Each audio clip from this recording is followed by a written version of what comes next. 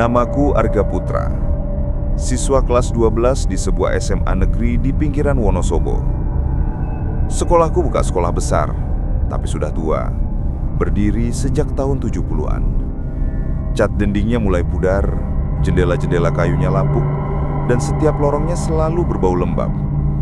Meski begitu, semua terasa biasa saja, sampai seseorang bernama Nadia datang ke sekolah ini. Nadia pindahan dari Purwokerto.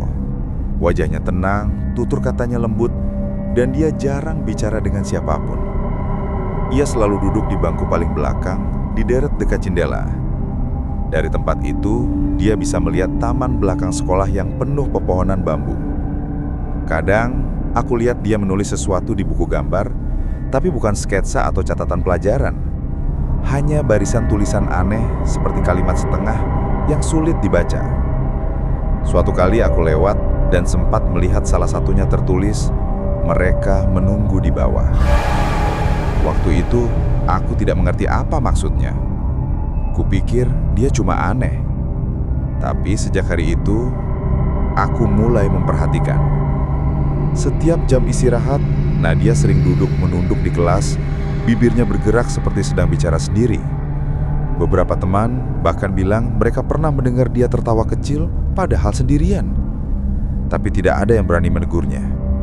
Guru pun seperti sengaja membiarkannya. Sampai suatu pagi, sekolah digemparkan kabar kalau Nadia ditemukan meninggal di gudang belakang. Katanya dia gantung diri memakai dasinya sendiri. Tidak ada surat, tidak ada penjelasan. Semua seolah ingin melupakan, termasuk guru dan kepala sekolah. Namanya dihapus dari daftar hadir, bangkunya dikosongkan, dan tidak ada yang diizinkan duduk di sana lagi. Tapi bagi kami yang satu kelas, bangku itu seperti tidak pernah benar-benar kosong. Awalnya kami hanya merasa tidak nyaman. Pulpen yang ditaruh di meja depan sering berpindah ke bangku belakang. Buku pelajaran yang disusun rapi tiba-tiba terjatuh. Bahkan beberapa kali, ketika guru menulis di papan tulis, kapurnya patah tepat saat menulis angka 12, nomor kelas kami. Lama-lama, kami terbiasa pura-pura tidak melihat apa-apa. Tapi aku tidak bisa, karena setiap sore, aku sering lembur di sekolah untuk kegiatan OSIS, dan setiap kali lewat kelas kami setelah maghrib, aku melihat bayangan duduk di bangku belakang. Rambut panjangnya menutupi wajah, bahunya bergerak pelan seperti sedang menulis. Aku sempat mencoba menenangkan diri, berpikir itu cuma halusinasi karena capek. Tapi satu malam, saat listrik sekolah mati dan hanya lampu senter HP yang jadi penerang, aku mendengar suara dari dalam kelas. Suara orang menangis pelan, seolah menahan isak. Aku mendekat, menempelkan telinga ke pintu. Suaranya jelas sekali. "Aku belum siap, Bu," begitu katanya. Aku gemetar, tapi entah kenapa, aku tetap membuka pintu itu.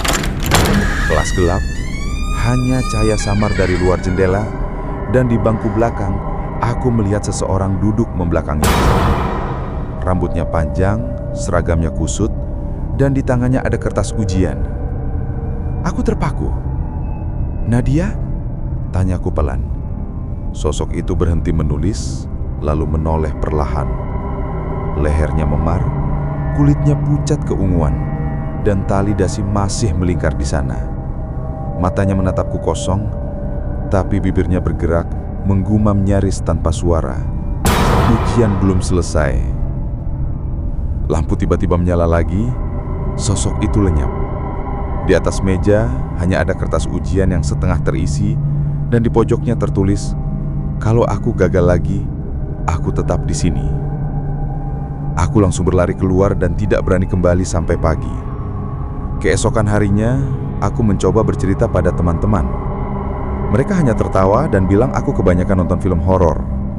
Tapi seminggu kemudian, bangku belakang itu patah sendiri. Tidak ada yang menyentuhnya. Suaranya keras, seperti ada yang duduk mendadak dengan tenaga besar.